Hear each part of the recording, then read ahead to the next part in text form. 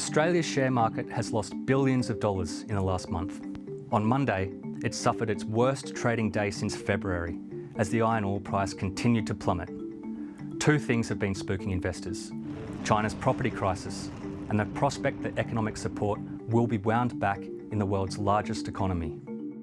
Investors are worried about the potential collapse of Chinese construction giant Evergrande that could spark economic turmoil for Australia's biggest trading partner, with further damage to iron ore exports. And they're nervous about central banks trying to wean financial markets off stimulus. Investors have grown used to huge amounts of cash being pumped into the global economy since lockdowns began last year, and they don't want the party to end. In fact, the party has been going on for more than a decade. The more money that's been printed, the more Wall Street has loved it. But for months, the US Federal Reserve has been laying the groundwork to eventually pull that back. A two-day meeting ending tonight has investors on edge. I think there's going to be no easy way to do it without some degree of turmoil in markets. Think of it like weaning a baby. It's been buying $120 billion of government and mortgage-backed bonds every month since June last year. But as every parent knows, it takes time to wean a baby. You have to do it slowly and gently.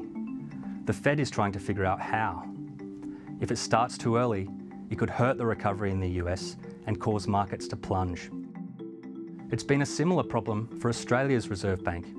It had been buying $5 billion worth of bonds a week, and it's recently cut that to $4 billion, hoping it won't damage Australia's economy, as multiple states still struggle to contain the Delta variant. That's partly why the RBA says it will keep the official cash rate at historic lows for another 3 years. It's not just stock markets that have been bloated by all the excess money. Property prices have soared.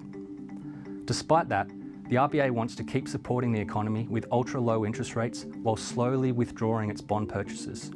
At the same time, the US is hoping to lift rates sooner than us, which will keep Australia's dollar low, making our exports cheaper. Once the borders reopen and we're going to be looking to attract tourists and foreign students to education, having a weaker currency would certainly be very helpful there.